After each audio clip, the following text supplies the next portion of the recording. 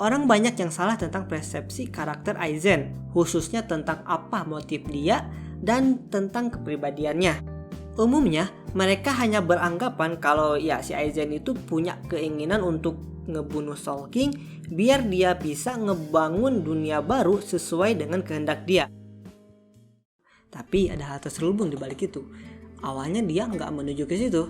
Dia itu cuman seorang Shinigami yang terlampau kuat dan nggak ada seorang pun yang bisa sejajar dengannya. Jadi nggak ada seorang pun yang setara dengannya untuk bisa melihat pemandangan yang sama.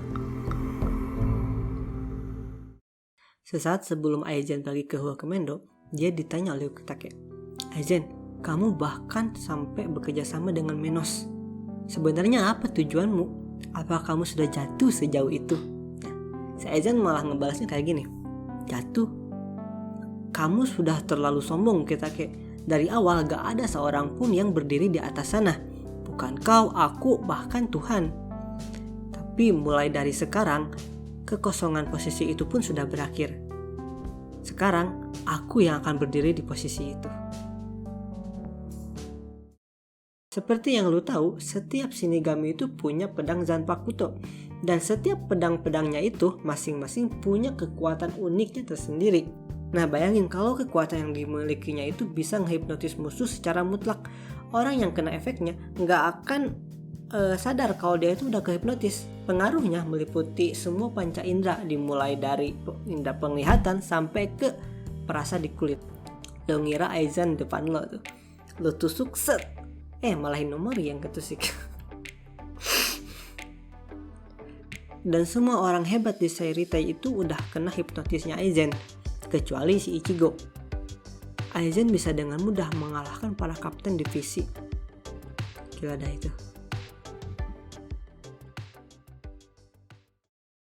Gue kasih tahu kenapa Aizen itu kesepian.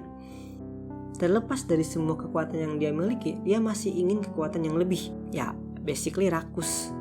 Dia sampai rela ngorbanin semua penduduk Rukongai biar bisa ngebuat Hogyoku. Dia bahkan ngelakuin eksperimen holofikasi ke kapten divisi. Di awal gue bilang kalau motif si Aizen itu secara overall ya udah muak dengan dunia ini. Dia pengen jadi lebih kuat buat ngalahin Soul King dan dia jadi the next god. Suatu eksistensi yang mengatur segalanya. Lah terus apa hubungannya dengan dia yang kesepian? Aizen kesepian dari mana? Bukankah dia itu cuma seorang yang ambisius dan ingin jadi Tuhan? Orang yang berada di atas atau puncak itu cenderung untuk merasakan sepi. Simpelnya ya karena mereka adalah yang terbaik, maka lebih sedikit yang sejajar dengan mereka. Sistem hierarki dari bentuk apapun, semakin tinggi dia, maka lebih sedikit yang sejajar dengannya dan jadi lebih mungkin untuk kesepian. Biar mudah kita ambil contoh seorang pemimpin perusahaan. Seorang CEO itu udah pasti kan dia paling jago ya, makanya dia memimpin. Dan seorang pemimpin itu udah pasti seorang karena ya cuma satu. Sudah pasti dia susah untuk menemukan seorang yang relevan atau masuk ke standar dia. Karena dia termasuk orang yang terbaik, maka semakin baik orang itu ya semakin sedikit juga populasinya. Ada lagi yang disebut dengan impostor syndrome, di mana misal seorang CEO itu merasa tidak siap, tidak terlatih, dan tidak pantas untuk jabatan mereka. Mereka yang terbaik selalu mengedepankan keunggulan atau kesempurnaan dibandingkan yang lain. Aizen dengan segala kekuatan dan kemampuan yang dimilikinya, dia itu nggak akan relate dengan kekurangan. Dia tidak pernah merasakan kekurangan dalam dirinya, sedangkan kebanyakan orang mempunyai kelemahan. Orang hebat punya tujuan dan value yang jelas. Berbanding terbalik dengan kebanyakan orang yang bahkan nggak tahu mau ngapain. Obsesi Aizen untuk menjadi penguasa dunia itu tentu saja nggak akan relate dengan banyak orang. Bahkan temannya pun seperti misal Gin dan Tousen. Dia itu nggak nganggap mereka, terbukti dengan tindakan dia saat menghabisi Halibel. Dan hubungannya dengan Gin cuma sebagai pemberi rasa takut. Ada juga Urahara yang punya kemampuan dan kepintaran yang setara dengan Aizen. Cuman karena dia punya idealisme dan tujuan yang berbeda, jadi ya bentrok. Pas Aizen mau disegel sama Urahara, Dia sampai teriak-teriak ngeluapin semua amarahnya. Aku benci kau Urahara, jika kau punya kekuatan sebesar ini, kenapa kau diam saja? Kenapa kau mau menunduk pada hal seperti itu? Lalu Urahara pun menjawab, hal seperti itu? Oh, maksudmu Soul King?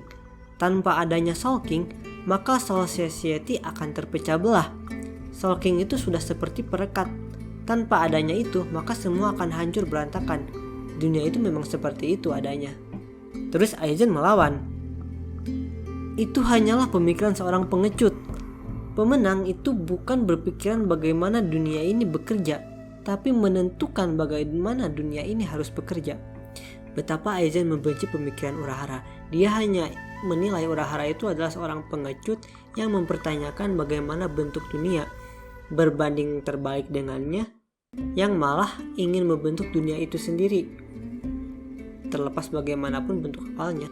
Di momen ini pula ada percakapan antara Urahara dengan Ichigo. Sesaat setelah menyegel Aizen, Urahara bingung dengan ekspresi Ichigo. Kenapa dia murung padahal dia udah nyelamatin semuanya gitu. Nah, Ichigo bilang gini, apa benar Hogyoku menolak Aizen? Ayahku memberitahuku kalau kekuatan Hogyoku itu bisa mewujudkan keinginan hati pemiliknya. Jika seperti itu, maka mungkin saja Aizen kehilangan kekuatannya karena dia menginginkan itu dan Hogyoku mewujudkannya. Baru saat aku bertarung seimbang dengannya, aku dapat menyentuh pedangnya. Dari pedangnya itu, hanya rasa sepi saja yang dapat kurasakan. Jika dari mulai lahir kekuatannya sudah sangat besar dibandingkan yang lain, mungkin dia terus mencari seseorang yang dapat berdiri sejajar dengannya. Tapi akhirnya dia tidak menemukannya. Mungkin jauh dari lubuk hatinya, dia hanya ingin menjadi seorang shinigami biasa.